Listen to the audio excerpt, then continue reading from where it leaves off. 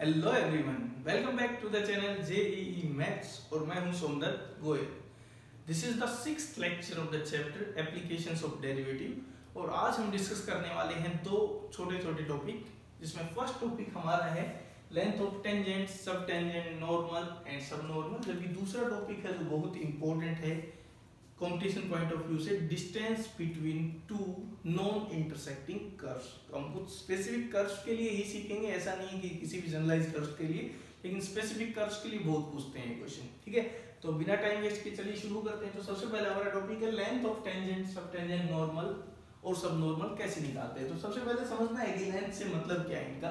तो मैं एक कर्व बना के आपको समझा रहा हूँ, ये पहले फिर फॉर्मूला ड्राइव करेंगे। तो मान लो this is X axis, Y axis, ये मान लो आपकी कोई कर्व है, इस पॉइंट पे ये curve y equal to fx, ये कोई पॉइंट है P, coordinates are x0, y0। इस पॉइंट पे मैंने टेंजेंट खींचा, ये टेंजेंट मान लो x एक्सिस को कहां काट रहा है, T पे। यहाँ पे हमने नॉर्मल भी खींच लिया है, वो मान लो x एक्सिस को कहां पे कट कर रहा है, n पे कट कर रहा है।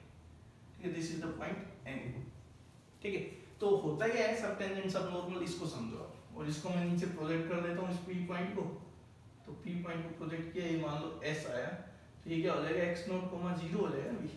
ठीक है, तो देखो क्या है, ये जो लेंथ है ना ST, TS जो लेंथ है, जहां पे हमने मतलब एक तरह से क्या किया, टेंजेंट को प्रोजेक्ट कर दिया है नीचे x एक्सिस के ऊपर, ये जो लेंथ आएगी ये कहलाएगी लेंथ ऑफ सब टेंजेंट। ठीक है ना, ये लेंथ क्या कहलाती है, लेंथ ऑफ सब टेंजेंट। इसी तरह से जो नॉर्मल को प्रोजेक्ट करने से लेंथ आएगी SN, ये क्या है, लेंथ ऑफ सब नॉर्मल। इसको क्या बोलते हैं, लेंथ ऑफ सब नॉर्मल। इसी तरह से ये जो लेंथ है PT जो लेंथ है, ये है लेंथ ऑफ टेंजेंट। जबकि PN क्या है, तो यहाँ पे PN को क्या बोलते हैं, लेंथ ऑफ नॉर्मल। ठीक है, तो ये हमारी लेंथ। तो हमें क्वेश्चन है फाइंड आउट करने की, इनको फाइंड आउट कैसे करेंगे। तो उसके लिए जब हम किसको इंट्रोड्यूस कर रहे हैं, यहाँ पे थीटा एंगल है। मान लो टेंजेंट है वो एक्स एक्सिस के साथ कितना एंगल बना रहा है, थीटा। इस पॉइंट पे मैंने टेंजेंट खींचा, वो एक्स एक्सिस के साथ थीटा एंगल बना रहे हैं। तो क्वेश्चन है m, सो m क्या है, यहाँ पे टेंजेंट की स्लोप कितना होगा, tan थीटा। m होगा tan थीटा। और वैसे m निकालोगे कैसे निकलेगा, dy/dx निकाल लेंगे किस पॉइंट पे, x0, y0। इस पॉइंट पे जो dy/dx आएगा वो आपको m देगा। ठीक है ना, तो m की टर्म्स में हम क्या निकालना है, तो आएंगे ये सारी चीजें। तो सबसे पहले हम स्टार्ट करते हैं सब टेंजेंट से ही। तो देखो कैसे फाइंड आउट करोगे, ये लेंथ हमें पता है, ठीक है ना, ये लेंथ हमें पता है क्योंकि ये वर्टिकल डिस्टेंस हमें पता है कितना है। This is not y0, mode y0 लिखेंगे हम, क्योंकि y0 नेगेटिव भी हो सकता है, नीचे की तरफ भी हो सकता है पॉइंट। तो मोड y0 ले लिया मैंने। ठीक है, ये लेंथ हम निकालना चाहते हैं। तो सब टेंजेंट के लिए क्या करूंगा मैं, इस राइट एंगल ट्रायंगल का यूज करूंगा। तो इस राइट एंगल ट्रायंगल में देखो TS upon SP is equal to, अगर देखा जाए तो TS is base, this is perpendicular, so this should be cot theta. तो यहां से हम कहें TS कितना आएगा, तो SP into 1/tan थीटा लिख सकता हूं। cot को 10 में क्यों लाया, क्योंकि मेरे को m को यूज करना है। तो यहां से देखो TS मिल गया हमें। तो TS आया, SP इज व्हाट, तो SP is y0 upon m। अब पूरे का मोड लगा देता हूं, क्योंकि m का भी नहीं पता मेरे को पॉजिटिव है या नेगेटिव है। तो इस तरह से हमें क्या मिल जाएगी, लेंथ ऑफ सब टेंजेंट। तो किसी भी पॉइंट पे, पॉइंट आपको गिवन मिलेगा कि इस पॉइंट पे वही कर्व के लिए सब टेंजेंट की लेंथ बताओ, तो क्या होगा, y0 मतलब उस पॉइंट का y कोऑर्डिनेट, और इनटू में उस पॉइंट पे जो टेंजेंट खींचेगा उसकी स्लोप, तो y0 अपॉन m करेंगे, y0 डिवाइडेड बाय m हो जाएगा। ठीक है, आगे चलते हैं। लेंथ ऑफ सब नॉर्मल की बात करें तो यहां देखो ये एंगल कितना हो गया अभी, 90 minus theta, because this is 90। ठीक है, तो 90 माइनस थीटा है, तो यहाँ पे SN निकालने के लिए मैं क्या करूंगा, तो ये सब नॉर्मल के लिए हम कंसेप्ट जो यूज कर रहे हैं वो ये है SN/SP, तो इज इक्वल टू कोट यहाँ भी आएगा, लेकिन अब की बार 90 माइनस थीटा आएगा। तो यहाँ से आप देख सकते हो SN आपका क्या बन गया, SP tan थीटा। तो इट मींस SN जो लेंथ ऑफ सब टेंजेंट है वो हमारी क्या हो गई, y0 into m पूरे का मॉडुलस। ठीक है, तो अगर आपसे सब नॉर्मल के बारे में पूछा जाए तो ये होगा। तो सब टेंजेंट की लेंथ आएगी y0 अपॉन m मॉडुलस, जबकि सब नॉर्मल y0 into m पूरे का मॉडुलस। ठीक है, अब सब टेंजेंट की बात करें तो पाइथागोरस, नहीं टेंजेंट की बात करते हैं, सब टेंजेंट हो चुका है। तो टेंजेंट के लिए आप इसका स्क्वायर प्लस इसका स्क्वायर, तो इसकी लेंथ क्या आएगी भाई, तो यहाँ पे आएगा इसका स्क्वायर करेंगे तो y naught square plus y naught square upon m square. तो सिंपली इसको लिख देता हूँ वाई नॉट का मॉडुलस बाहर और अंदर स्क्वायर रूट में 1 plus 1 by m square. This is the length of tangent. ठीक है, वाई लेंथ ऑफ नॉर्मल की बात करें तो बिल्कुल ऐसे ही आप देख सकते हैं आएगा वाई नॉट का mod into square root of 1 plus m square. This is the length of the normal. ठीक है, तो किसी भी पॉइंट पे किसी भी मतलब लेंथ निकालनी है आपको, सब टेंजेंट सब नॉर्मल टेंजेंट नॉर्मल, वो किस पे डिपेंड करती है, एक तो वाई कोऑर्डिनेट क्या होगा और एक उस पॉइंट पे टेंजेंट की स्लोप क्या होगी। ठीक है, तो ये फॉर्मूलाज हैं, रट्टा मारने की जरूरत नहीं है, आपके दिमाग में होनी चाहिए कैसे क्या होते हैं। हाँ, एग्जाम से पहले एक बार देख जरूर लेने हैं। ठीक है, ताकि वहां पे डिराइव करने के लिए आपको टाइम ना लगाना पड़े। ठीक है ना, लेकिन ऐसा नहीं है कि इसको हमेशा के लिए रट लिया आपने। क्लियर है, तो इस तरह से आप इनको ड्राइव कर सकते हो। दूसरा तरीका हो सकता है इक्वेशंस की हेल्प से कि भाई इस पॉइंट पे टेंजेंट की स्लोप आपको पता है, मैं मान लो तो इसकी इक्वेशन निकाल लो। इक्वेशन निकाल के पॉइंट निकाल लो कि एक्स एक्सिस को कब कट करेगा। ये पॉइंट आ गया तो डिस्टेंस फॉर्मूला से डिस्टेंस आ जाएगी। ये पॉइंट पता है आपको, ये डिस्टेंस आ जाएगी। नॉर्मल की इक्वेशन निकाल के पॉइंट निकाल लो, एक्स एक्सिस को कहां इंटरसेक्ट करेगा, ये लेंथ आ जाएगी, ये लेंथ आ जाएगी। ठीक है, तो इस तरह भी सोच सकते हैं।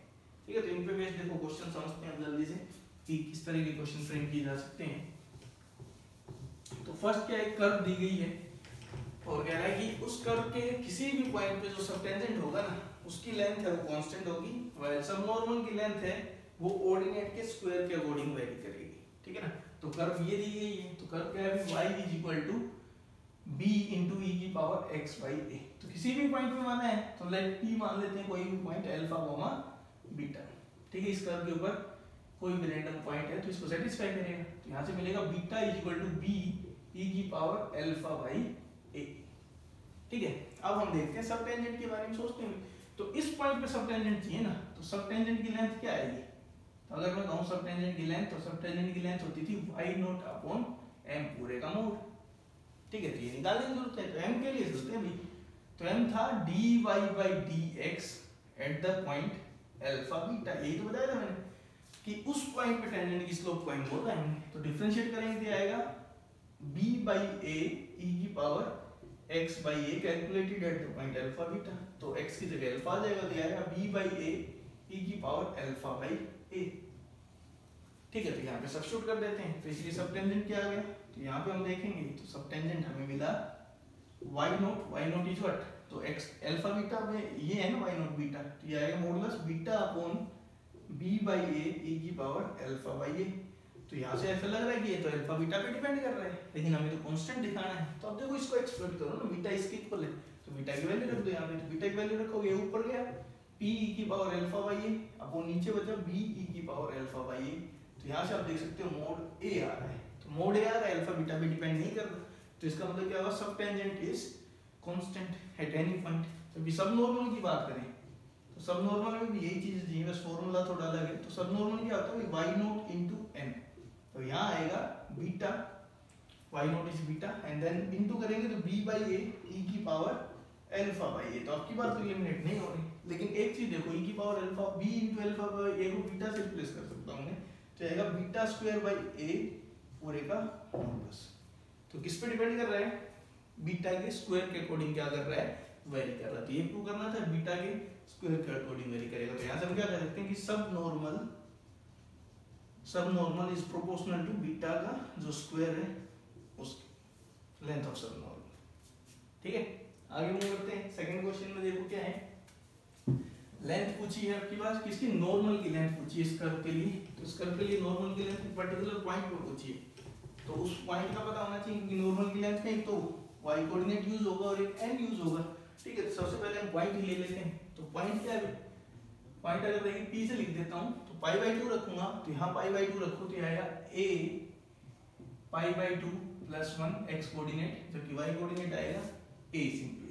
ठीक है, इस पॉइंट पे बात की गई है, तो this is y not for s। ठीक है, अब स्लोप और चाहिए तो उसके लिए मेरे को dy by dx चाहिए, तो dx by d थीटा निकाल देते हैं a 1 plus cos theta, while dy by d theta निकाल देते हैं तो ये आएगा a sin थीटा। तो इसलिए dy by dx क्या होगा वो देख लेते हैं। तो dy by dx आया a sin theta upon a into 1 plus cos theta. अब अब रखने की मतलब सिंप्लीफाई करने की जरूरत नहीं, सीधा थीटा रख दो क्योंकि पता है आपको theta equal to pi by 2 इस पॉइंट पे चाहिए ना हमें, तो m क्या हो जाएगा, a से तो कैंसिल sin पाई बाई 2 1, तो ये 1 आ जाएगा सिंपली क्योंकि ये 0 हो जाएगा, तो m की वैल्यू 1 आ गई। m पता है आपको, पॉइंट पता है, ठीक है ना। तो लेंथ ऑफ नॉर्मल की बात करते हैं, तो लेंथ ऑफ नॉर्मल पूछा गया है, तो लेंथ ऑफ नॉर्मल क्या होगा भाई, तो क्या होता था y नॉट का मोड और इनटू 1 प्लस m स्क्वायर, ये आया था भाई। तो यहाँ पे देखो y नॉट कितना है, तो y नॉट का मोड मतलब a का मोड और इनटू 1 प्लस m स्क्वायर कितना है 1, तो ये हो गया √2 इनटू मोड a। अगर a के बारे में कुछ कह रखा है पॉजिटिव है तो एज इट इज लिख दो √2a, अदरवाइज आप मोड लगा के आओ, ठीक है। तो this is the length of the normal, ठीक है। अब मान लो रहेगी टेंजेंट की बताओ, तो टेंजेंट की भी यही आएगी क्योंकि वहां पे 1/m स्क्वायर होता है, तो 1/m स्क्वायर भी वही आना है, m = 1 है यहाँ पे, तो इसलिए length of tangent length of normal same मिलेगी आपको यहाँ पे, ठीक है। ये फाइनल क्वेश्चन देखो, इसमें क्या दिया गया है, तो यहाँ पे दिया गया है कि एक कर्व की प्रॉपर्टी दी गई है, तो ये थोड़ा सा अच्छा क्वेश्चन है देखा जाए तो एक कर्व की प्रॉपर्टी ये है कि ये कर्व का कोई पॉइंट है 3 4 और इस पॉइंट पे जो सब टेंजेंट है और सब नॉर्मल है उनकी लेंथ के बारे में बताया गया है कि इस पॉइंट पे अगर कहें तो length of sub normal is equal to length of sub tangent. तो इस पॉइंट की बात करें तो length of sub normal is equal to length of sub tangent, ये दिया गया है। तो देखते हैं क्या होता है। तो इस पॉइंट पे अगर देखें तो मान लो m क्या है, m में कंसीडर कर लेता हूं slope of tangent to the curve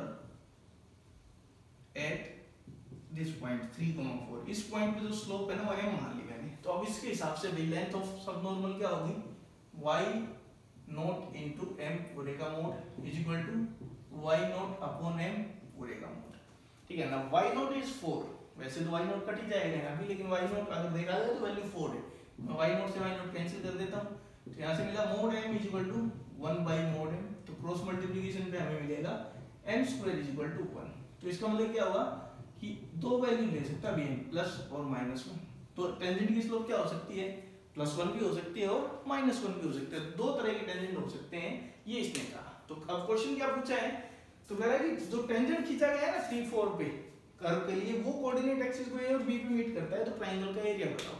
तो देखो टेंजेंट के लिए पॉइंट तो पता आपको, अब स्लोप भी पता चल गई, तो दो टेंजेंट खींचे जा सकते हैं, दो पॉसिबिलिटीज हैं, तो हमें क्या करना है, मैक्सिमम एरिया बताना है। तो जो दो ट्रायंगल बनेंगे हमें वो ट्रायंगल लेनी है जिसमें मैक्सिमम एरिया है, ठीक है ना। तो ये पॉसिबिलिटी है भाई कि जो 3 4 पॉइंट है, मान लो ये पॉइंट आपका 3,4, तो यहाँ पे दो तरह की टेंजेंट पॉसिबल है, एक तो कौन सा जिसकी स्लोप है +1 और एक है -1। तो एक तो ऐसे हो सकता है जिसकी स्लोप क्या हो -1 हो, ऐसा कोई टेंजेंट खींच सकता है, और एक अगर देखा जाए तो कैसा खींच सकता है जिसकी जो स्लोप हो कितनी हो +1 हो, तो +1 अगर स्लोप होगी तो कैसा टेंजेंट खींच सकता है, ऐसा टेंजेंट खींच सकता है, ठीक है ना।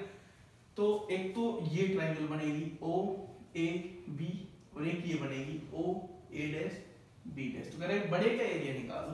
तो देखो अगर आपने ड्रॉ किया है तो आपको दोनों चेक करने की जरूरत नहीं है, आपको साफ दिख रहा है कि भाई ये जो ट्रायंगल बनेगी ना OA'B वाली, इसका एरिया क्या है, मैक्सिमम एरिया, ज्यादा एरिया इसका है, तो हम इसको सोचेंगे, तो हम स्लोप क्या ले लेंगे, तो यहाँ पे स्लोप क्लियरली कितनी है -1 है। तो इस लाइन की इक्वेशन देखो क्या आएगी, y -4 is equal to -1 into x -3। तो ये आया y -4 is equal to -x + 3, it will be x + y is equal to 7। This is the line.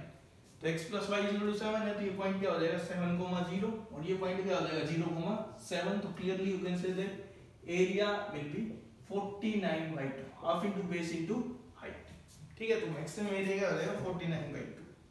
कोई गई इसका एरिया क्या होगा, तो इसका एरिया भी आप देख सकते हो y -4 is equal to 1 into x -3, क्योंकि हम यहाँ पे कितना है 1 है, तो it will be y is equal to x + 1, ठीक है। तो यहाँ से हमें मिला x -y + 1 is equal to 0। तो ये जो पॉइंट आएगा -1 0, जबकि ये पॉइंट क्या आ रहा है 0,1 आ रहा है। तो जो इसका एरिया आएगा ना, इस जो छोटी ट्रायंगल बनी है इसका एरिया आएगा 1/2 square units, half into base into height से, ठीक है। तो मैक्सिमम पूछा था, तो right answer is 49/2 square units, ठीक है भाई। तो ज्योमेट्री से देख सकते हो, अदरवाइज दोनों का चेक कर लो, दोनों लाइनों की इक्वेशन निकाल के और वहां से सोल्व कर लो। ठीक है, आगे हम बढ़ते हैं। सेकंड टॉपिक हम डिस्कस कर रहे हैं आज का, और वो है कि distance between, shortest distance between two non intersecting line curves. तो इनको देखो कैसे करेंगे। ये तो नेक्स्ट टॉपिक काफी इंपॉर्टेंट है, शॉर्टेस्ट डिस्टेंस बिटवीन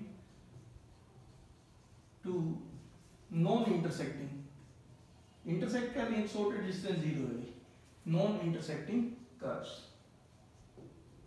ठीक है। इंटरसेक्ट नहीं करनी है तब हमें बात करनी है, तो इसके लिए देखो क्या करोगे। तो सिंपल सा कंसेप्ट है भाई कि मान लो C1 and C2 these are two non intersecting curves, ठीक है ना। आपको कैसी दो नॉन इंटरसेक्टिंग कर्व्स दी गई है, ठीक है। तो C1 C2 दो नॉन इंटरसेक्टिंग कर्व्स हैं, तो इसके लिए हमें क्या करना है, शॉर्टेस्ट डिस्टेंस निकालनी है। तो इनके बीच में शॉर्टेस्ट डिस्टेंस एग्जिस्ट करेगी, वो किसके कैसे एग्जिस्ट करेगी वो समझने की चीज है। तो मान लो एक ये कर्व है, ठीक है, एक मान लो स्ट्रेट लाइन ले ली मैंने, दो कर्व्स है, तो इनके बीच में जो शॉर्टेस्ट डिस्टेंस एग्जिस्ट करेगी ना, वो ध्यान रखना हमेशा एक कॉमन नॉर्मल के अलोंग एग्जिस्ट करेगी। तो द शॉर्टेस्ट डिस्टेंस, ये याद रखने की चीज है, the shortest distance between two non intersecting. अच्छा एक चीज का और ध्यान रखना, यहाँ पे जो कर्व्स होंगी ना वो कॉन्टिन्यूअस और डिफरेंशिएबल ऐसी मिलेंगी आपको, ऐसा ना हो कि ब्रेक लगे हुए हो, फिर ऐसी चीजें काम नहीं करती हैं, ठीक है। कॉन्टिन्यूअस और डिफरेंशिएबल कर्व्स की बात कर रहा हूँ, जनरली ऐसी मिलती हैं कर्व्स। तो नॉन इंटरसेक्टिंग कर्व्स के बीच में जो शॉर्टेस्ट डिस्टेंस है will be along their common normal. ये याद करने की चीज है कि जो शॉर्टेस्ट डिस्टेंस है वो उनके कॉमन नॉर्मल के अलोंग एग्जिस्ट करेगी। मान लो ये जो लाइन है ये इस पैराबोला के लिए क्या है, नॉर्मल है, मान लो स्ट्रेट लाइन के लिए नॉर्मल है, तो इस लाइन के अलोंग क्या करेगी, जो डिस्टेंस होगी ना, ये डिस्टेंस यही क्या होगी, इनके बीच की शॉर्टेस्ट डिस्टेंस होगी। हो सकता है दो कॉमन नॉर्मल मिल जाए हमें, तो आपको ये देखना है कि उनमें से जो मतलब कम डिस्टेंस किसके अलोंग है वो शॉर्टेस्ट डिस्टेंस काउंट होगी, ठीक है ना। अगर एक मिलता है तो वही फिर शॉर्टेस्ट डिस्टेंस होगी। तो दो कर्व्स के बीच में non intersecting continuous differentiable curves हैं, तो उनके बीच में शॉर्टेस्ट डिस्टेंस निकालनी है, तो कहीं ना कहीं कौन सा कंसेप्ट यूज होगा, उनके कॉमन नॉर्मल का कंसेप्ट यूज होगा। मतलब एक ऐसी लाइन लेनी है जो दोनों के लिए नॉर्मल का काम करे, ठीक है ना, साइमल्टेनियसली उस लाइन के अलोंग आपको क्या मिलेगी, शॉर्टेस्ट डिस्टेंस मिलने वाली है, ठीक है। तो इस चीज को आपको ध्यान रखना है कि शॉर्टेस्ट डिस्टेंस कहाँ मिलेगी, कॉमन नॉर्मल के अलोंग मिलेगी, ठीक है। तो हम किस तरह के प्रॉब्लम डिस्कस करेंगे, स्पेसिफिक प्रॉब्लम हम डिस्कस कर रहे हैं। पहला, एक कर्व क्या होगी, एक कर्व कुछ भी हो सकती है लेकिन एक उनमें से स्ट्रेट लाइन मिलेगी, ठीक है। तो one of the curve is a straight line. तो दो तरह के क्वेश्चन हम डिस्कस करेंगे, one of the curve is a straight line, एक तो इस तरह का, और एक ये क्वेश्चन हम डिस्कस करेंगे, one of the curve is a circle, ठीक है। एक कर्व क्या है, सर्कल है, जबकि या एक कर्व क्या है, स्ट्रेट लाइन है। इस तरह के क्वेश्चन हम डिस्कस करेंगे, ठीक है। दूसरी कर्व में कुछ भी हो सकती है। जनरली जो क्वेश्चन होंगे वो आपके कोनिक से रिलेटेड ही होंगे, ठीक है। पैराबोला, एलिप्स, हाइपरबोला, इस तरह की कर्व्स दी होंगी, होने को कुछ भी दे सकता है, ठीक है ना। तो उनमें से एक कर्व होनी चाहिए, दूसरी कुछ भी हो सकती है। तो उस टाइप के लिए हम क्वेश्चन डिस्कस कर रहे हैं कि कैसे उनको डील करेंगे, ठीक है। तो मैं क्वेश्चन लिख देता हूँ, फिर उनको हम डिस्कस करते हैं। तो प्रॉब्लम्स आर, पहला है find the shortest distance between this curve straight line and this parabola y is equal to x square plus 3x plus 2. Second है find the point on the curve 3x square minus 4y square is equal to 72. This is hyperbola which is nearest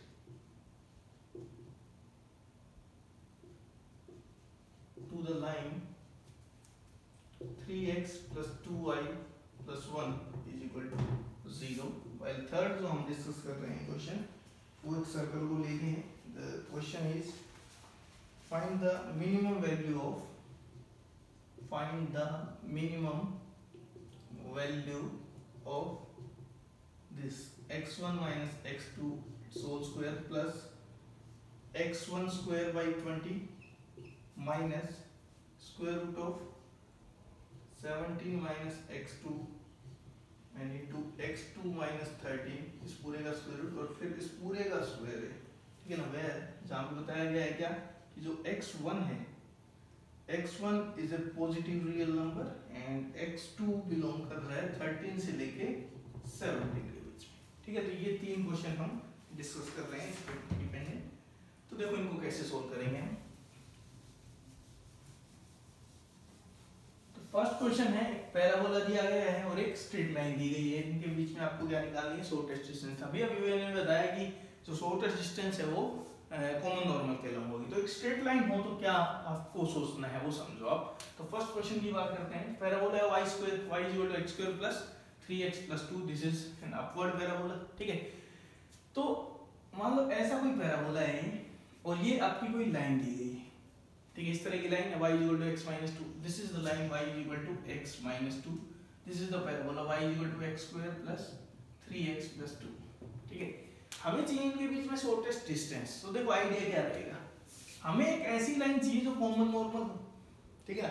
अब line का फायदा क्या है, line है ना, line के किसी भी पॉइंट पे टेंजेंट है ना वो खुद ही होता है। जैसे मान लो इस पॉइंट पे टेंजेंट खींचो यही है, इस पॉइंट पे खींचो यही, जबकि किसी भी पॉइंट पे नॉर्मल क्या होगा, एक ऐसी लाइन जो इसके परपेंडिकुलर हो, ठीक है। तो लाइन के लिए बात कर रहा हूँ ये, ठीक है। तो पैराबोला में मान लो ये पॉइंट है अल्फा गुमा बीटा, ये वो पॉइंट है जहां पे कॉमन नॉर्मल की थ्योरी इनका, मान लो ये कॉमन नॉर्मल है। तो देखो हम इसमें फायदा क्या उठाएंगे, कैलकुलेशन कैसे हमारी रिड्यूस होंगी। तो पैराबोला थोड़ा सा ऐसे कर लेता हूं, दिस इज द पैराबोला, ठीक है, ये हमारा पैराबोला है। तो ये वो लाइन है जिसके अंदर कॉमन नॉर्मल मिला हुआ है। तो समझने की चीज ये है कि इस पॉइंट पे जो टेंजेंट खींचोगे ना वो क्या होगा, इस लाइन के पैरेलल होगा। लाइन के केस में ये कि इस पॉइंट पे जो टेंजेंट खींचोगे वो इस लाइन की क्या होगा, पैरेलल होगा। तो ये दो लाइनें हैं, ये आपस में क्या मिलेंगी, पैरेलल मिलेंगी। तो इसका हम एक्सप्लॉइट कैसे करेंगे, तो आप इसको दो तरीके से आप सोच सकते हो, ठीक है। उसने देखो पॉइंट पूछा नहीं है, शॉर्टेस्ट डिस्टेंस पूछी हुई, तो सीधा तो एक तो आप कॉनिक यूज कर सकते हो, ठीक है, या फिर आप एप्लीकेशन ऑफ डेरिवेटिव यूज कर सकते हो। तो देखो मैं पहले एप्लीकेशन ऑफ डेरिवेटिव से ही कर रहे हैं इसको, कि कैलकुलस का यूज करके कैसे करेंगे। ये पॉइंट हमने मान लिया अल्फा बीटा है। Now this line is y = x - 2, तो इसकी स्लोप कितनी है भाई, 1 है। अगर इसकी स्लोप 1 है तो इस लाइन की स्लोप भी कितनी हो जाएगी, 1 हो जाएगी, ये जो टेंजेंट है। तो इसका मतलब जो अल्फा बीटा पॉइंट है ना इस कर्व के ऊपर, इस पॉइंट पे टेंजेंट की स्लोप कितनी है, 1 है। तो ये पॉइंट नहीं निकल जाएगा भाई, देखो अल्फा बीटा इसको सेटिस्फाई कर रहा है। तो फर्स्ट इक्वेशन तो ये मिल गई कि अल्फा बीटा से मिला बीटा = α² + 3α + 2, फर्स्ट इक्वेशन। दूसरा इस पॉइंट पे जो टेंजेंट है, तो टेंजेंट निकालते हैं, टेंजेंट की स्लोप के लिए dy/dx निकालना होता है, तो कितना आएगा, 2x + 3 ये आया। तो एट p पॉइंट, तो एट p अल्फा गुमा बीटा, तो टेंजेंट की स्लोप है वो क्या हो जाएगी, 2α + 3। अब ये कितनी है, तो ये 1 दी हुई है ना भाई, सीधी सीधे, तो 2α कितना हो गया, -2। तो अल्फा कितना आया, तो यहाँ से आप देख सकते हो अल्फा कितना आ गया, -1 आ गया, ठीक है। तो अल्फा -1 आने का मतलब आपको पॉइंट का एक्स कोऑर्डिनेट पता चल गया। अल्फा को -1 यहाँ रख, तो पॉइंट पता चल गया। तो पॉइंट क्या आएगा, तो पॉइंट आएगा अल्फा -1, और अल्फा को -1 रखा जाए तो बीटा क्या आ रहा है, तो बीटा क्या आएगा, यहाँ पे देखे तो -1 का स्क्वायर 1 -3 + 2, ठीक है ना, ये आ रहा है -1 का स्क्वायर, तो ये कितना आ जाएगा, 0। तो -1, 0 ये पॉइंट आया है। तो देखो जैसे सेकंड क्वेश्चन में पॉइंट भी पूछा है, तो पॉइंट पूछता तो पॉइंट निकल चुका है। अब डिस्टेंस पूछी है, तो इस पॉइंट की इस लाइन से परपेंडिकुलर डिस्टेंस निकाल देंगे। तो शॉर्टेस्ट डिस्टेंस क्या आ जाएगी, तो शॉर्टेस्ट डिस्टेंस अगर आप निकालना चाहो तो शॉर्टेस्ट डिस्टेंस आ जाएगी, यहाँ पे कितनी लाइन क्या है, this line is x - y - 2 = 0, point है -1, 0, तो यहाँ पे रखेंगे क्या आएगा, -1 - 0 - 2 अपॉन a² + b² का स्क्वायर रूट। तो यहाँ से आप देख सकते हो क्या आंसर आ रहा है, 3/√2 इज द राइट आंसर। तो एक तो आप ऐसे कर सकते हो, शॉर्टेस्ट डिस्टेंस निकल गई। स्ट्रेट लाइन का होना बहुत जरूरी है, स्ट्रेट लाइन होने से क्वेश्चन बहुत ही आसान हो गया आपका, क्या कि यहाँ पे जो टेंजेंट होगा वो इसके पैरेलल होगा। रट्टा नहीं मारना है, समझना है बस इसको, समझ गए। कोनिक से अगर चाहते तो क्या करते, कोनिक के लिए दिक्कत ये है कि आपको रिजल्ट्स याद होने चाहिए, अगर रिजल्ट याद है तो ही कोनिक आपकी हेल्प करेगा, अदरवाइज फिर यही सही मेथड है। कोनिक में क्या करोगे आप, तो वहां पे हम पॉइंट को टारगेट नहीं करेंगे। क्या है, हमें इस पैराबोला के लिए टेंजेंट की स्लोप मिल चुकी है, तो हम इस पैराबोला का वो टेंजेंट खींचेंगे जिसकी स्लोप कितनी है, 1 है, ठीक है ना। तो क्या टारगेट रहेगा, find the equation of the tangent with slope m is equal to 1। तो वो टेंजेंट खींच लिया हमने, ठीक है। तो वो जैसे आपको टेंजेंट खींचोगे, अब उस टेंजेंट की इस लाइन पे, ये लाइन आ चुकी है आपके पास, इस स्लोप का यूज करके ये आपको लाइन पता है, तो इनके बीच में क्या निकाल देंगे, पर दोनों पैरेलल लाइन होंगे, तो इनके बीच में क्या निकाल देंगे हम, डिस्टेंस निकाल देंगे। वो आपको क्या मिल जाएगी, शॉर्टेस्ट डिस्टेंस, ठीक है। पॉइंट पूछे तो भाई आपको एक पॉइंट ऑफ टेंजेंसी निकालना पड़ेगा। तो इसका सीधा सा मतलब है कि आपको रिजल्ट्स याद होने चाहिए पैराबोला के, ठीक है ना। तो जनरल मतलब स्टैंडर्ड पैराबोला के लिए तो हमने फिर भी याद किए थे, लेकिन जनरलाइज पैराबोला कुछ भी आ जाए तो आपको पहले शिफ्टिंग वगैरह करनी पड़ेगी। तो रादर उससे अच्छा रहेगा आप application of derivative he use करो ऐसे क्वेश्चन में, ठीक है ना। क्योंकि आपको लगेगा कि इसका भी यूज कर सकते हैं, लेकिन ज्यादा आसान ये पड़ेगा कैलकुलेशन पॉइंट ऑफ व्यू से। वहां पे आपको पहले तो इसको स्टैंडर्ड फॉर्म में लाना पड़ेगा, रिड्यूस करना पड़ेगा, फिर उसके लिए आपको टेंजेंट निकालना पड़ेगा विद स्लोप 1, फिर टेंजेंट आने के बाद डिस्टेंस निकालनी है, ठीक है। तो उसमें काफी रिजल्ट्स याद करने पड़ेंगे, तो गलती होने के चांस रहते हैं। लेकिन फिर भी अगर आपको रिजल्ट्स याद हैं तो आप कोनिक भी यूज कर सकते हो। तरीका मैंने बता दिया, find the equation of tangent, ठीक है ना, to this parabola which slope is 1। तो ये इक्वेशन आ जाएगी, एक बार इक्वेशन आ गई, डिस्टेंस निकाल दो, शॉर्टेस्ट डिस्टेंस आ गई, टच पॉइंट निकाल दो, तो पॉइंट आ गए, तो पॉइंट पूछा गया है, इस क्वेश्चन में पूछा नहीं गया था, ठीक है। आगे चलते हैं। सेकंड क्वेश्चन में देखो एक हाइपरबोला दिया गया है और दूसरा क्या है, एक स्ट्रेट लाइन है। तो इसको देखो हम कैसे एक्सप्लोइट करेंगे। तो हाइपरबोला क्या है, x 3x square minus 4y square is equal to 72, जबकि स्ट्रेट लाइन है 3x plus 2y plus 1 is equal to 0। अब देखो एक तो मैं एप्लीकेशन से ही कर रहा हूँ फिर से, तो इतना तो पता है अभी कि मान लो ये कर्व है, ठीक है। मैं इसको एग्जैक्ट हाइपरबोला बनाने की ट्राई नहीं कर रहा, मान लो ये है आपका, ठीक है। ये वो पॉइंट है जहां पे कॉमन नॉर्मल खींचेगा, ऐसे मान लेते हैं, रफली एस्टिमेटेड पता होना चाहिए भाई। तो ये वो पॉइंट है पी अल्फा बीटा, यहाँ पे क्या होगा, कॉमन नॉर्मल खींचने वाला है, ठीक है ना। तो कॉमन नॉर्मल खींचेगा, तो ये जो लाइन है 3x plus 2y plus 1 is equal to 0, तो लाइन का फिर से इंपॉर्टेंस आएगा कि यहाँ पे जो टेंजेंट होगा वो टेंजेंट किसके पैरेलल होगा, इसके पैरेलल होगा, ठीक है। ये दोनों लाइनें कैसी होंगी, पैरेलल होंगी। तो लाइन के केस में तो हमेशा बेनिफिट मिलेगा आपको। तो इसका मतलब हम इसका वो पॉइंट निकालेंगे जहां पे टेंजेंट इसके पैरेलल है, ठीक है ना। वो पॉइंट निकालेंगे इस कर्व के ऊपर जहां पे टेंजेंट इसके पैरेलल है, ठीक है। तो इसकी स्लोप देखो, तो इस लाइन की स्लोप अगर देखो तो क्लियरली -3/2 आ रहा है।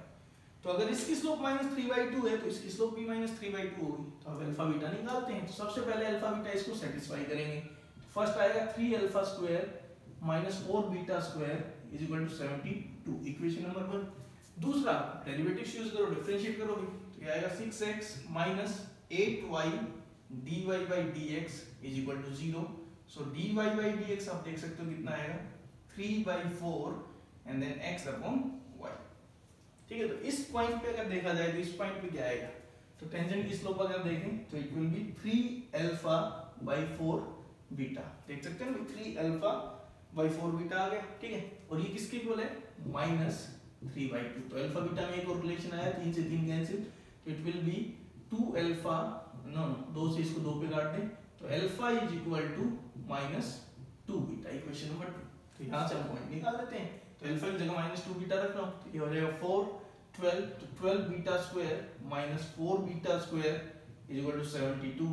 तो 8 बीटा स्क्वायर आ रहा है, बीटा स्क्वायर इज 9, तो बीटा की दो वैल्यू आई +-3, ठीक है। बीटा की दो वैल्यू +-3 है, तो बीटा की दो वैल्यूज के लिए अल्फा की वैल्यू निकालो। तो बीटा को अगर मैं 3 लेता हूं तो अल्फा आएगा -6, तो एक तो पॉइंट आया -6,3, जबकि एक बीटा को अगर मैं -3 लेता हूं तो अल्फा आएगा +6, तो ये आएगा 6,-3, ये p है ये q।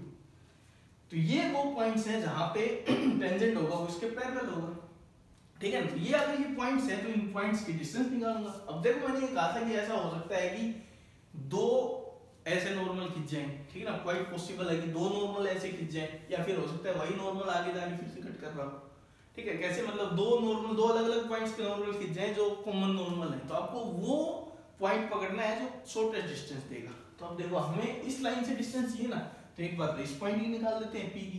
तो P की डिस्टेंस निकालेंगे तो distance in correspondence with the point P क्या आएगा देखो तो यहाँ पे रखो, तो यहाँ आएगा -18, ठीक है, -6 रखा था, प्लस का 6 और प्लस का 1 और नीचे a² + b² का स्क्वायर रूट, क्लियरली आप 13 देख सकते हो। तो ये कितना आ रहा है 11/√13, ठीक है। जबकि दूसरा क्या आ रहा है डिस्टेंस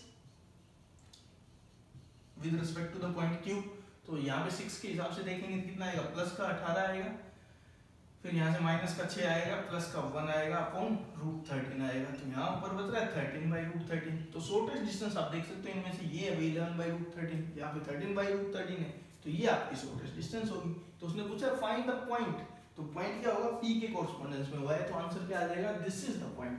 -6,3 वो पॉइंट है जिसके कोरस्पोंडेंस में आपको क्या मिलेगी, शॉर्टेस्ट डिस्टेंस मिलेगी, ठीक है।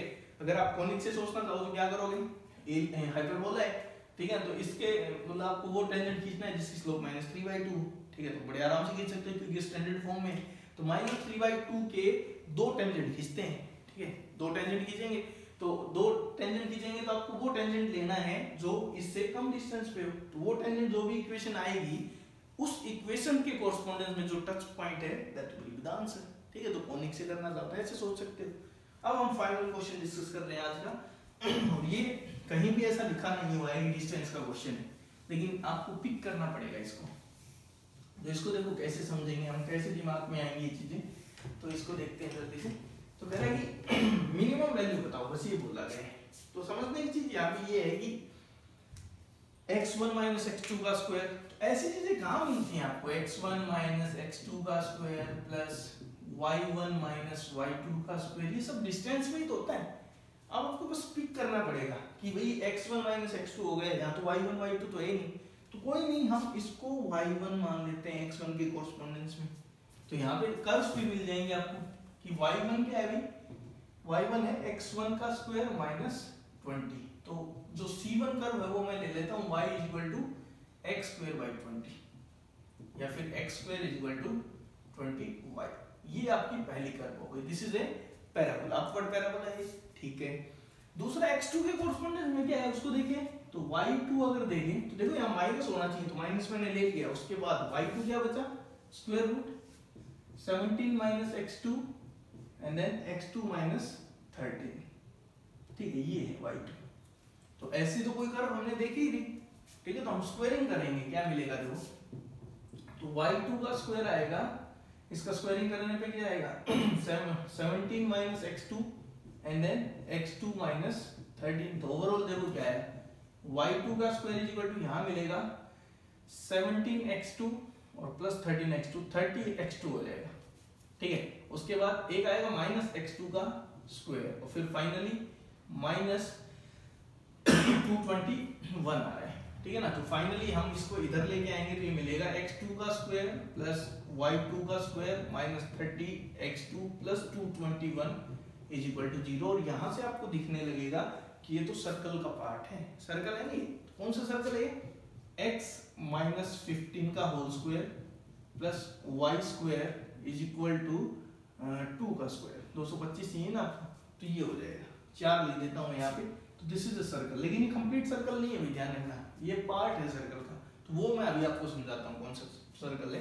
तो दिस इज C2, कौन सा पार्ट है, ठीक है। तो ये दो कर्व्स हैं, कह रहा है कि इनके बीच में आपको मिनिमम डिस्टेंस चाहिए। अब इस कर्व को आपको ध्यान से ट्रेस करना है, ठीक है। तो आप देखो क्या है, तो इसको मैं ट्रेस करता हूँ थोड़ा सा, ठीक है। तो फर्स्ट की बात करते हैं, तो ये तो सही है, ये पैराबोला है, कौन सा x² = 20y। x के बारे में बताया गया है कि x1 है वो पॉजिटिव है, इसका मतलब x1 को पॉजिटिव लेके ही काम करना है, तो x1 को पॉजिटिव लेंगे तो इसका मतलब कौन सा हुआ, ये वाला पैराबोला है, सिर्फ राइट ब्रांच, लेफ्ट ब्रांच नहीं लेनी। कभी आप ये ब्रांच लो साथ में तो ये ब्रांच नहीं लेनी है, क्यों भी, उसने खुद मना किया गया है, उसने खुद मना किया कि x1 को पॉजिटिव लो, तो हम इधर वाली ब्रांच को नहीं लेंगे, ठीक है। दूसरी बात करते हैं, तो ये सर्कल कैसा है अभी देखो 15 मान लो, यहाँ पे आपका पॉइंट है 15,0, ठीक है, और रेडियस कितनी है 2, तो ये मैंने सर्कल खींच दिया, कंप्लीट सर्कल खींच दिया। लेकिन कंप्लीट सर्कल तो ये है ना भाई, ये दिया है जिसके कुछ रोल है। x के बारे में बताया कि 13 से 17 हो सकता है, दो रेडियस है तो 13,0 आएगा, जबकि ये पॉइंट क्या आएगा 17,0 आएगा। तो इसका मतलब x 13 से 17 के बीच में हो सकता है, यहाँ पे कुछ भी हो सकता है x। लेकिन y देखो, y है वो पॉजिटिव स्क्वायर रूट आया है, पॉजिटिव स्क्वायर रूट इसका मतलब y पॉजिटिव है, तो y पॉजिटिव है तो आप ये ब्रांच नहीं लोगे क्योंकि यहाँ y कैसा है नेगेटिव है। तो ये क्या है एक्चुअली सर्कल ना होके क्या है सेमी सर्कल है। देखो हो सकता है वो यहाँ पे प्लस साइन देता, अगर यहाँ प्लस देता तो हम यहाँ बनाते माइनस ऑफ माइनस, अगर प्लस होता तो यहाँ पे मान लो प्लस होता तो हम इसको लिखते माइनस ऑफ माइनस करके, क्योंकि यहाँ माइनस होना जरूरी है, y1 माइनस y2 होता है, तो उस टाइम पे यहाँ माइनस आता, और माइनस आता तो फिर नीचे वाली ब्रांच आती उस केस में, ठीक है ना। तो ये मेन चीज है, समझ गए भाई। तो अब ये एक कर्व ये है, जबकि ये ओपन पॉइंट है, जबकि एक कर्व ये है, इनके बीच में आपको क्या निकालनी है, मिनिमम डिस्टेंस निकालनी है। तो मतलब कि x1 मतलब इसके ऊपर कोई भी पॉइंट चल पड़ा है, x1 y1, और इसके ऊपर कोई पॉइंट चल रहा है x2 y2, उनके बीच में मिनिमम डिस्टेंस सोच के देखो ना, इसके ऊपर कोई भी पॉइंट है x1 y1, इसके ऊपर कोई भी पॉइंट है x2 y2, तो इनके बीच में डिस्टेंस क्या आएगी, x1 माइनस x2 का स्क्वायर प्लस y1, तो y1 तो यही बनने वाला है ना, तो y1 माइनस y2 का स्क्वायर वही बनेगा। तो इसका मतलब इन दोनों के बीच डिस्टेंस को मिनिमाइज करना है, फिर वो डिस्टेंस नहीं चाहिए, डिस्टेंस का क्या चाहिए, स्क्वायर चाहिए, क्योंकि पूरे पे स्क्वायर रूट नहीं लगा हुआ है, ठीक है ना। तो इन दोनों कर्व्स के लिए हमें क्या निकालनी है, मिनिमम डिस्टेंस निकालनी है, ठीक है। तो आप देखो करते हैं, तो ये वो क्वेश्चन है जिसमें सर्कल आता है। तो देखो क्या आएगा, इसको सिंप्लीफाई करने का नंबर आता है हमारा, तो क्या मिलेगा देखो। तो सर्कल पता है सेंटर क्या है 15 0, रेडियस 2 है, जबकि ये दूसरा क्या है हमारा पैराबोला है, ठीक है। तो हम कैलकुलस यूज करने वाले हैं। तो सर्कल में क्या खासियत होती है भाई, सर्कल के नॉर्मल की खासियत होती है कि उसका नॉर्मल सेंटर से पास करता है, इसका यूज करेंगे आपकी बात। तो इसके ऊपर मान लो मैंने ये ले लिया कि भाई ये क्या है, नॉर्मल है जो दोनों पॉइंट से पास कर रहा है, मतलब दोनों के लिए कॉमन नॉर्मल है, तो इसके सेंटर से पास करेगा। तो ऐसे में हमने इस पॉइंट को मान लिया अल्फा बीटा, कि अल्फा बीटा पॉइंट है जहां पे मैं नॉर्मल खींचूंगा ना वो दोनों के लिए नॉर्मल होगा, this is the common normal, ठीक है। तो आप समझो देखो कैसे इसको सोल्व करेंगे। तो ये कॉमन नॉर्मल है ना, तो बात करते हैं सबसे पहले अल्फा बीटा पॉइंट निकालना पड़ेगा, क्योंकि अल्फा बीटा पॉइंट निकलेगा तो डिस्टेंस अपने आप आ जाएगी। तो कॉमन नॉर्मल के लिए पॉइंट चाहिए, तो पॉइंट के लिए सबसे पहले अल्फा बीटा इसको सेटिस्फाई करेगा। तो फर्स्ट रिजल्ट आएगा alpha square is equal to 20 beta, equation number 1। दूसरा हम यूज करेंगे स्लोप, आप तो टेंजेंट भूल जाना, आप नॉर्मल की बात करनी है क्योंकि ये नॉर्मल है, ठीक है। तो नॉर्मल की स्लोप निकालते हैं पहले, तो डिफरेंशिएट करते हैं। डिफरेंशिएट करेंगे तो 2x is equal to 20 dy by dx, तो dy by dx कितना आ रहा है x by 10, तो इसलिए नॉर्मल की स्लोप बताओ मेरे को क्या आएगी, तो -10 by alpha, this is the slope of the normal.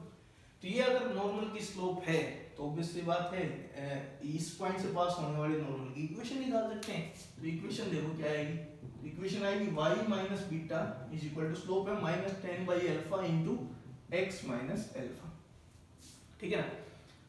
ये है इक्वेशन। अब समझने की चीज ये है, हमें अल्फा बीटा में दूसरा रिलेशन चाहिए ना। अब ये नॉर्मल कहां से पास करेगा, सेंटर ऑफ सर्कल से, तो 15,0 क्या करेगा, इसको सेटिस्फाई करेगा, ठीक है भाई। रखो इसमें सेटिस्फाई करवाओ, तो ये आ गया minus beta is equal to -10 by alpha into 15 minus alpha, ठीक है। तो अब देखो एक और रिलेशन आ गया, माइनस से माइनस क्या कर दिया मैंने, कैंसिल, ठीक है। This is the relation number 2। तो अब आपको अल्फा बीटा चाहिए, तो मैं बीटा को एलिमिनेट करता हूं, बीटा है अल्फा स्क्वायर बाय 20 रख देता हूं यहां पे।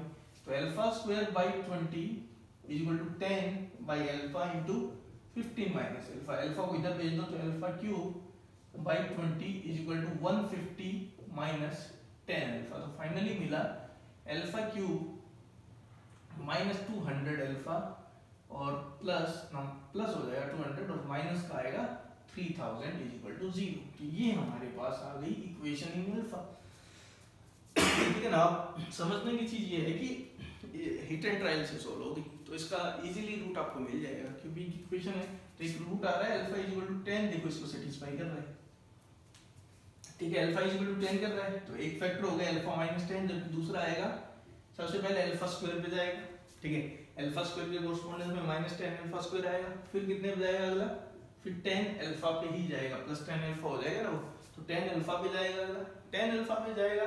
उसके बाद अगर देखें तो यहाँ पे कितना हो जाएगा भाई, तो टेन अल्फा से करेंगे तो माइनस प्लस 300 हो जाएगा, तो अब कितने पे जाएगा, माइनस 300 पे जाएगा इज इक्वल टू 0। ठीक है, तो ये आपको ऐसा कुछ नहीं, सॉरी माइनस नहीं, यहाँ पे क्या आना चाहिए, प्लस 300 पे जाएगा। ये डिवीजन करने पे आपको मिलने वाला है। तो यहाँ पे आप देखोगे this equation has no real roots. ठीक है, तो यहाँ से आप देख रहे हो कोई रियल रूट नहीं है, तो इसका मतलब क्या है कि अल्फा की सिर्फ एक वैल्यू आपको मिलेगी। हो सकता है इसके रियल रूट आ जाए तो वहाँ पे 3 मिलती, तो यहाँ तो एक ही मिल रही है, तो अल्फा की एक वैल्यू मिलने वाला है। पॉइंट क्या है, अल्फा के कोरेस्पोंडेंस में पॉइंट आ गए 10। ठीक है, तो अल्फा अगर 10 है तो बीटा क्या होगा, तो अल्फा को 10 रखो, 10 का स्क्वायर इससे डिवाइड कर दो, कितना आ गया, दिस इज द पॉइंट 10,5। तो हमें वो पॉइंट मिल गया पैराबोला के ऊपर जो आपको मिनिमम डिस्टेंस देने वाला है 10,5। तो आप डिस्टेंस आप निकाल सकते हो। तो देखो आप डिस्टेंस कैसे निकालेंगे फाइनली तो अब मैं फाइनली आपको कैलकुलेशन करके दिखा रहा हूँ कि डिस्टेंस कैसे आएगी।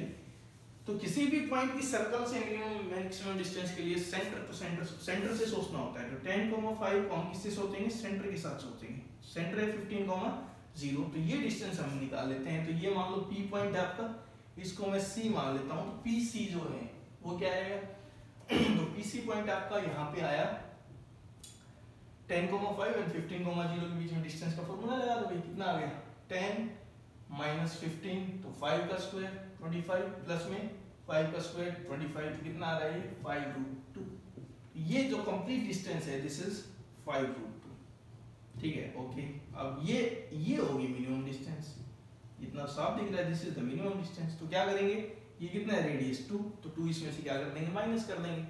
तो मिनिमम डिस्टेंस कितनी आ गई भी तो उसने मिनिमम डिस्टेंस पूछा है तो वो आएगा 5√2 माइनस 2। लेकिन आंसर ये नहीं देना है क्योंकि उसने मिनिमम डिस्टेंस का स्क्वायर पूछा हुआ है। ठीक है ना, तो इसलिए जो मिनिमम वैल्यू एक्सप्रेशन की है, मिनिमम वैल्यू जो एक्सप्रेशन पूछा गया उसकी है वो 5√2 माइनस में 2 का क्या आएगा, होल स्क्वायर आएगा। ठीक है, तो इस केस में क्या हो जाएगा कि 5√2 माइनस 2 का होल स्क्वायर करेंगे तो 50 प्लस 4 माइनस 2 इंटू 2 करेंगे 4, 20√2 हो जाएगा। तो फाइनल आंसर ये होगा आपका 54 minus 20√2। This is the minimum value of this expression. तो बहुत ही अच्छा क्वेश्चन था, आपको पहले ऑब्जर्व करना था कि तो डिस्टेंसेस में जाके सोल्व होगा, उसके बाद सर्कल को एक्सप्लोर करना था। ठीक है, तो हमने दो ही तरह के क्वेश्चन किए हैं, या तो स्ट्रेट लाइन या सर्कल। क्योंकि और ऑर्डिनरी कुछ भी देता है, मान लो उसने 2 पैराबोला दे दिए, एक पैराबोला दे दिया, एक इलिप्स दे दिया, तो उनके नॉर्मल्स की कुछ खास प्रॉपर्टी नहीं होती जैसे लाइन में और पैराबोला में ना इस सर्कल में होती है। तो वहां पे आपको कॉमन नॉर्मल कोनिक से सोचना पड़ेगा। ठीक है ना, क्योंकि यहाँ पे देखो अल्फा बीटा निकालने के लिए हेल्प मिलती है आपको। वहां पे आपको अल्फा बीटा एक तो रिलेशन मिल जाएगा, सेटिस्फाई करता, दूसरा रिलेशन ढूंढना बहुत ही टफ हो जाएगा। ऐसे क्वेश्चन जनरली फ्रेम किए ही नहीं जाते हैं इसलिए। ठीक है ना, अगर आ भी जाता है फिर आपको प्योरली कोनिक से सोचना पड़ेगा कि जैसे हम कोनिक में कॉमन टेंजेंट निकालना सीखे थे कि कॉमन टेंजेंट कैसे निकालते हैं, बहुत क्वेश्चन पूछते हैं, ऐसे कॉमन नॉर्मल भी निकाल सकते हो आप। ठीक है, एक के नॉर्मल की इक्वेशन मानोगे आप m स्लोप की फॉर्म में। ठीक है, तो उसी स्लोप का दूसरे के लिए नॉर्मल लिखोगे और कंपेयर करके वहां से आप m की वैल्यू निकालोगे और वहां से आप सोल्व करोगे। तो अगर और कोई क्वेश्चन आ जाता है तो बेसिकली वो कोनिक का क्वेश्चन हो गया, एप्लीकेशन ऑफ डेरिवेटिव का इतना ज्यादा यूज नहीं कर पाओगे आप। ठीक है ना, तो एप्लीकेशन ऑफ डेरिवेटिव को पॉइंट ऑफ व्यू से सोचें तो एक स्ट्रेट लाइन मिलेगी या वन ऑफ द कर्व क्या होगी, सर्कल होगी। ठीक है, अगर दोनों कर्व अलग हैं तो कोनिक का थोड़ा सा ज्यादा यूज आ जाता है, वहां पे आपको फिर नॉर्मल्स की इक्वेशन अच्छे से आनी चाहिए। ठीक है, तो आज का ये हमारा इंपॉर्टेंट टॉपिक था। इसी के साथ हमारा टेंजेंट और नॉर्मल का कंसेप्ट था वो पूरा खत्म हो गया है। ठीक है, अगले लेक्चर्स में हम मीन वैल्यू थ्योरम स्टार्ट करेंगे। ठीक है, तो आज के लिए इतना ही। Thank you, have a nice day.